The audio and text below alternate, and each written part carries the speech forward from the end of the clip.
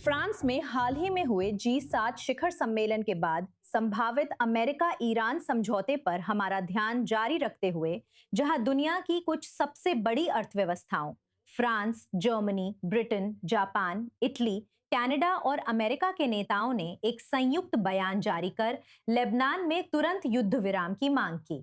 समझौता ज्ञापन में इजरायल और ईरान समर्थित हिजबुल्लाह समूह के बीच शत्रुता को रोकने की मांग की गई है, भले ही इजरायल इस वार्ता प्रक्रिया का हिस्सा नहीं रहा है। जापान के प्रधानमंत्री सनाए ताकाइची ने समझौता ज्ञापन पर हस्ताक्षर का स्वागत किया है और कहा है कि उन्हें उम्मीद है कि होर्मुज जलडमरू मध्य से नौवहन जल्द ही फिर से शुरू होगा। उन्होंने कहा कि टोक्यो को उम्मीद है कि वॉशिंगटन और तेहरान ईरान के परमाणु मुद्दों और अन्य मामलों पर जल्दी ही अंतिम समझौते पर पहुंच सकते हैं। उन्होंने ये भी कहा कि जापान अंतर्राष्ट्रीय समुदाय के साथ समन्वय जारी रखेगा और पूरे मध्य पूर्व में शांति और स्थिरता प्राप्त करने के लिए हर राजनयिक प्रयास करेगा।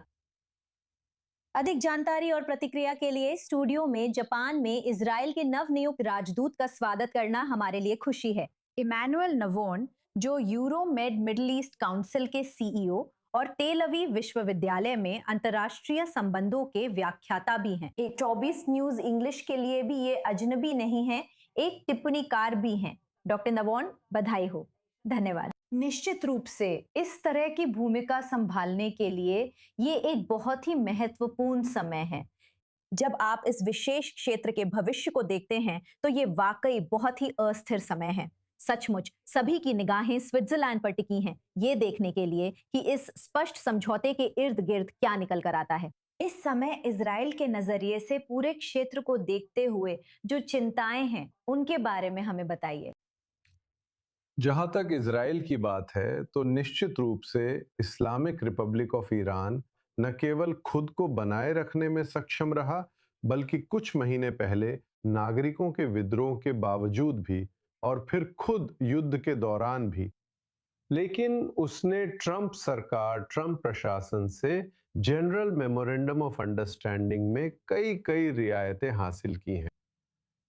और भले ही संयुक्त राज्य अमेरिका और उसके मुख्य सहयोगी खुले तौर पर यह घोषणा करते रहे कि वे परमाणु ईरान का विरोध करते हैं, आखिरकार अगर ईरानी एक ऐसा समझौता हासिल कर लेते हैं जो मूल रूप से उन्हें अपनी मिसाइलें रखने की अनुमति देता है, जो उन्हें फ्रीज किया गया पैसा वापस पाने देता है, साथ ही ईरानी अर्थव्यवस्था में ये 300 मिलियन बिलियन डॉलर का बड़ा निवेश भी, और निश्चित रूप से परमाणु कार्यक्रम को लेकर बहुत सारी अस्पष्टता है। मेरा मतलब है, ईरान ने खुद को परमाणु हथियार हासिल करने की कोशिश न करने के लिए प्रतिबद्ध किया है, जबकि उसने पहले भी कई बार ऐसा कहा है और फिर भी वो अपने परमाणु कार्यक्रम को आगे बढ़ाता रहता है।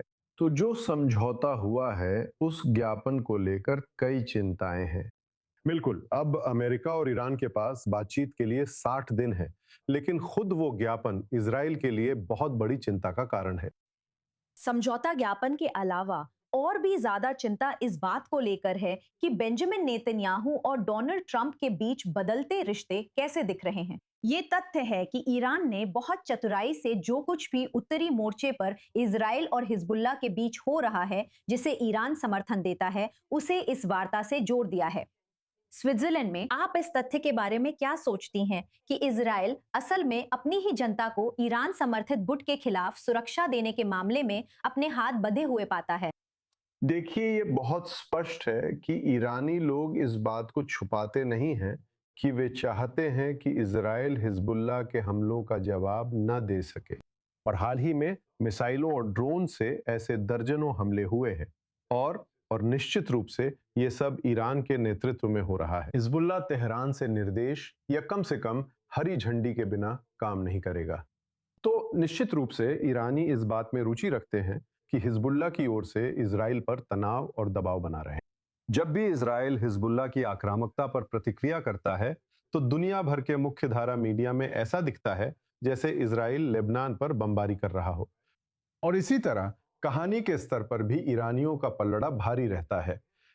लेकिन जाहिर है, जैसा कि इजरायली सरकार ने बहुत स्पष्ट कर दिया है, और मुझे लगता है कि विपक्ष और अधिकांश इजरायली भी इस पर सहमत हैं, कि इजराइल उन आक्रामकताओं और हमलों को बिल्कुल भी बर्दाश्त नहीं कर सकता जिनमें हमने सिर्फ इस सप्ताहांत 4 सैनिक खो दिए। 5 इजरायली सैनिक। ये स्वीकार्य नहीं है। इजराइल ने साफ कहा है कि वो हिजबुल्लाह को मिसाइल या ड्रोन दागने नहीं देगा और अपनी रक्षा करता रहेगा, जिसमें दक्षिणी लेबनान का सुरक्षा क्षेत्र भी है। डॉक्टर नवोन, आप जल्द ही जापान जा रहे हैं।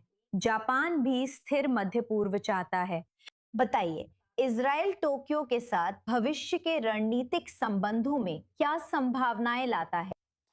मुझे लगता है कि जापान पिछले कुछ वर्षों में, खासकर 2022 से, एक बहुत गहरी रणनीतिक बदलाव से गुजर रहा है। ये समझते हुए कि जापान का पारंपरिक मॉडल द्वितीय विश्व युद्ध के बाद अपनाया गया था, केवल आर्थिक विकास पर ध्यान केंद्रित करना और अपनी रक्षा के लिए मुख्य रूप से संयुक्त राज्य अमेरिका पर निर्भर रहना आज की दुनिया में अब संभव नहीं है। मेरा मतलब है, जापान एक शांतिवादी देश बना रहा और उसका संयुक्त राज्य अमेरिका के साथ संबंध अब भी बेहद महत्वपूर्ण है। लेकिन चीन के एक बड़ी सैन्य शक्ति बनने के साथ, उत्तर कोरिया के अपने परमाणु और मिसाइल शस्त्रागार को बढ़ाने के साथ, रूस के यूक्रेन पर हमला करने के साथ, और निश्चित रूप से चीन, उत्तर कोरिया, रूस और ईरान के बीच इस समन्वय और मेलजोल के साथ, इसने निश्चित रूप से जापानी नेतृत्व को न केवल अपनी सैन्य खर्चों को बढ़ाने के लिए, बल्कि राष्ट्रीय सुरक्षा के मामले में अपने निर्णय लेने की प्रक्रिया को भी सुधारने के लिए प्रेरित किया है। आज जापान सुदूर पूर्व में सुरक्षा का अहम खिलाड़ी बन रहा है।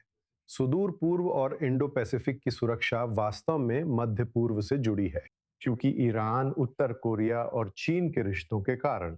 और आज सुरक्षा सिर्फ हथियार नहीं, बल्कि मुख्य संसाधनों की आपूर्ति, जैसे जापान के लिए ऊर्जा या अन्य जरूरी सामग्री, से भी जुड़ी है। इजराइल के पास सैन्य विशेषज्ञता और मिसाइल रक्षा में अनुभव है, इसलिए देने के लिए बहुत कुछ है। माफ कीजिए, और साथ ही इजराइल अमेरिका की रणनीति में महत्वपूर्ण सामग्रियों जैसे खनिजों की सुरक्षा के लिए एक प्रमुख भूमिका निभाता है।